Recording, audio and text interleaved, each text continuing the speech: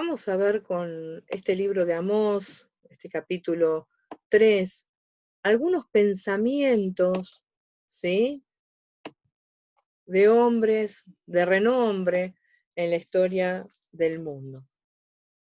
Friedrich Engels dice: toda la historia ha sido la historia de la lucha de clases dominadas en distintas etapas del desarrollo social. La lucha de clases, de los dominados contra los dominadores, pero en distintas etapas del desarrollo social. ¿Qué nos dice Ronald Reagan, presidente de Estados Unidos? ¿Qué es un comunista?, pregunta. Bueno, es alguien que lee a Marx y a Lenin. ¿Y qué es un anticomunista? Es alguien que entiende a Marx y a Lenin. El que entiende se convierte en anticomunista. ¿Qué nos dice John Kennedy? Si una sociedad libre no es capaz de ayudar a sus muchos pobres, no puede proteger a los pocos ricos. Recordemos que él también fue asesinado. ¿Qué nos dice Clement Richard Attlee? El comunismo ruso es el hijo ilegítimo de Karl Marx y Catalina la Grande. Es decir, la política junto con la realeza, en una búsqueda absoluta de poder. Winston Churchill, que dice: el socialismo es la filosofía del fracaso, el credo a la ignorancia y a la prédica a la envidia, y su virtud inherente es la distribución igualitaria de la miseria. Lo que todos terminan teniendo por igual es la miseria. Y este premio Nobel de Economía, Friedrich von Hayek, creo que se pronuncia así, dice: si los comunistas entendieran la economía, ellos no serían comunistas. Y por último, en este pedacito, vamos a ver qué nos dice Martin Luther King Jr.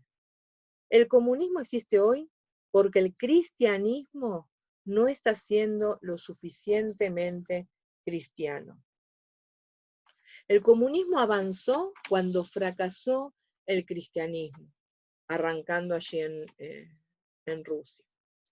Al fracasar el cristianismo, le dio la entrada al comunismo, lamentablemente. Vamos a ver qué nos dice el 3:12 de este libro de Amós. Así ha dicho Jehová: de la manera que el pastor libra de la boca del león 2 piernas o la punta de una oreja, así escaparán los hijos de Israel que moran en Samaria, en el rincón de una cama, al lado de un lecho. ¿Qué significa esto? El castigo divino sería tan completo que todos, con la excepción de un significante remanente, serían abarcados por él. El castigo iba a ser sobre todos. Apenas se iba a librar una oreja, apenas se iba a librar una pata. Para el pastor Amós, porque él era pastor, no era el profeta de profesión, ¿sí? Lo vemos en el capítulo 1 y también lo vamos a volver a ver en el capítulo 7. Esta ilustración era completamente natural. ¿Qué es lo que pasaba? Cuando un pastor trabajaba cuidando ovejas de otra persona, y venía un lobo y atacaba, este pastor tenía que recuperar de la boca del lobo, ya sea una pata, ya sea un pedazo de oreja, algo que justifique que esa oveja había sido asesinada, para que no se lo descontaran de su salario. Como diciendo, bueno, traté de salvarla y no pude. Así que esto es un ejemplo de que cómo ese castigo iba a venir sobre todos y apenas una oreja, una pata, algo se iba a salvar.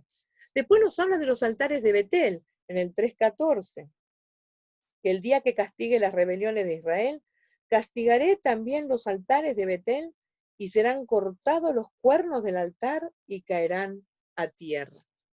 Hay un castigo de parte de Dios. Lo más probable es que fueran llamados así porque fue ahí donde Jeroboam primero estableció un altar dedicado a la apostasía, es decir, rebelándose para no ir a Jerusalén a adorar. Por eso se habla de apostasía, el cual fue seguido por otros. Lo vemos en Primera de Reyes 12, del 26 al 33. Los cuernos eran las proyecciones de las 4 esquinas del altar. Lo tenemos en Éxodo 27, 2, Éxodo 29, 12 y Levítico 16, 18. El profeta aquí predice que estos medios de idolatría participarían de la destrucción de los idólatras. Es decir, no solamente iban a ser destruidos los idólatras, sino los altares de idolatría, todos esos altares también iban a ser destruidos. ¿Sí? Es un castigo a todas las religiones, a todos los altares. Nosotros, como iglesia, somos la sal y la luz del mundo. Por eso nosotros tenemos que denunciar, tenemos que llevar el evangelio, advertir que hay que arrepentirse, hay que volverse a Dios para alcanzar misericordia. Y la iglesia que no cumple esa función de ser luz, de ser sal, termina siendo un lugar de idolatría. No está cumpliendo la función que Dios tiene para esa iglesia, ¿sí? Por eso van a ser eliminados.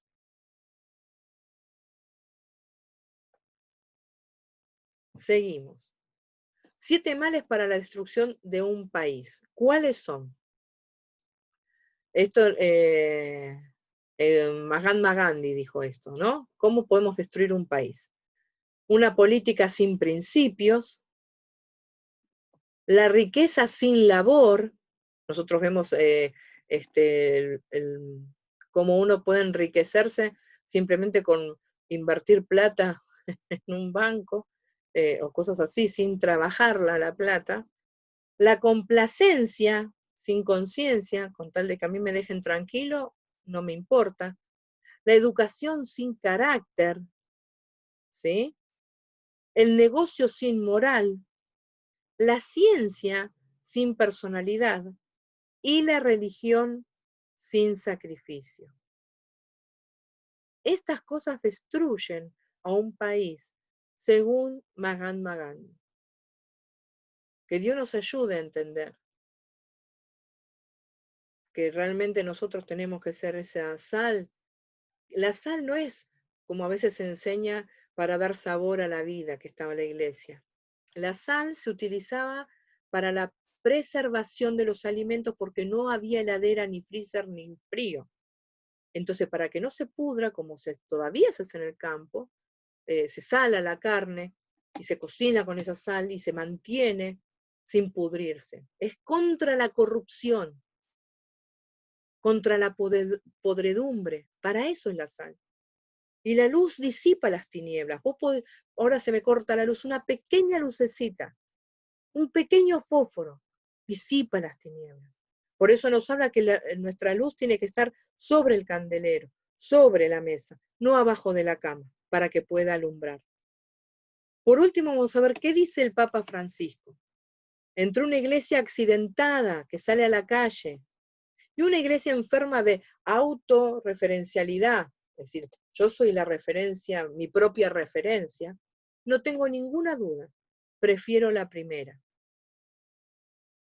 Él prefiere esto lo dijo no cuando él comenzó el papado, una iglesia accidentada, sí, con problemas, pero que salga a la calle, especialmente porque la iglesia evangélica sale muchísimo más. Pero fuera de eso, es necesario salir, es necesario anunciar, es necesario evangelizar, porque verdaderamente a eso fuimos llamados.